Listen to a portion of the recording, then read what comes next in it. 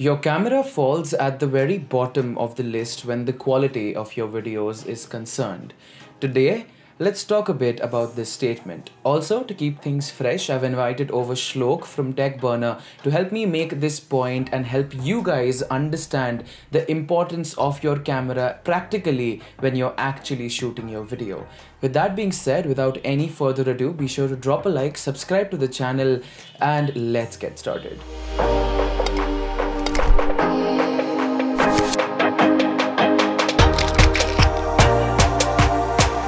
Okay, so the way this video is going to work is that we're going to divide the topic into two main aspects: the creative aspect, which I am going to cover, and the technical aspect, which Shlok is going to cover.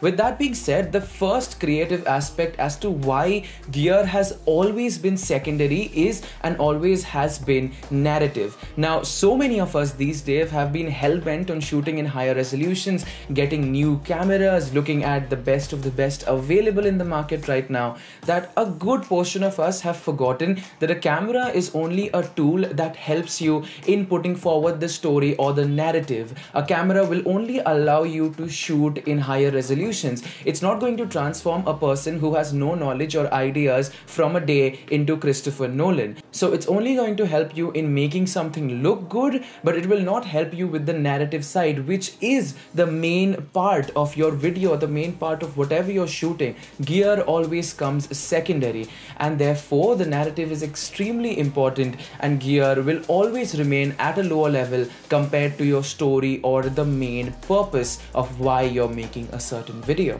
First of all, a big thank you to Anubhav for having me on his channel, and let's get straight into it. The first point that we'll be talking about is composition. If the object is not taking enough space in the shot, or it's mixing with the background, or it's not differentiated properly, or if it's even blurred out, then the shot will of course not look as good.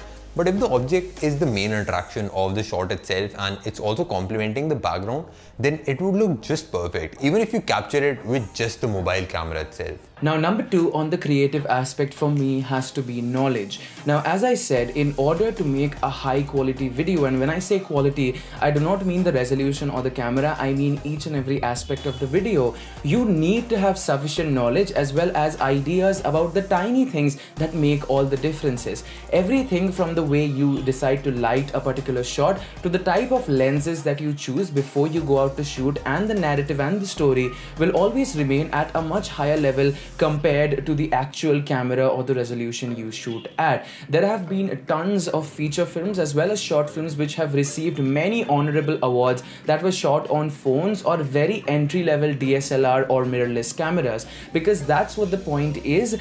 What matters is what is in front of the camera instead of what camera you're shooting at. The next one on the list is movement, and it might seem a bit obvious, but it is the thing that makes the huge difference between an amateur video and a professional video. You could do this by using gimbals, tripods, sliders, and there's a ton of other equipment that you can use with your mobiles itself, but you can also do it just with your hand itself. All you have to do is provide very smooth, stable movement, and for that you can record in slow motion. It will record in higher FPS so that you can slow it down afterwards, and it will look super smooth. So we spoke about knowledge. Now you ask, how do you get that knowledge? That is through the third creative aspect, that for me has to be experience. Now please remember that filmmaking and any other creative aspect that you pursue is always going to be a long process. Nobody goes from knowing nothing on day one to shooting movies the next day.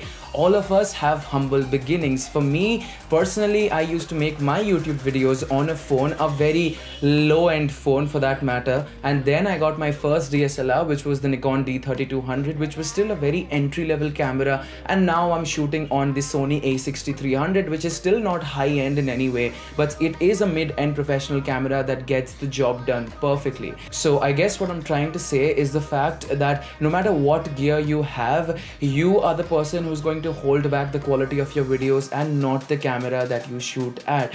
Remember, a person with basic filmmaking skills and knowledge will always make a better video with an entry-level camera compared to a person who knows nothing and, let's say, is using a very $50,000 red camera. Keep that in mind. So you guys might not know, but every camera has a lens inside it. There are two main things. One is the sensor itself and the other is the lens.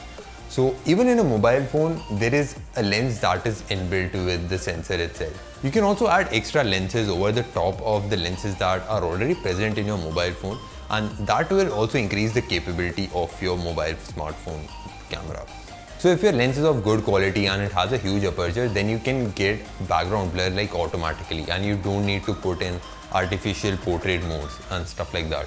What you could do is you could shut down the aperture speed, or actually the aperture size, to the lowest value, and it will make the hole as big as it can, and it will let in as much light, and of course it will also result in lots of background blur. You can adjust the shutter speed and everything according to that, and it will give you shots that look buttery smooth, and if you add some stable movement and good composition, you will be very close to a pro cinematographer.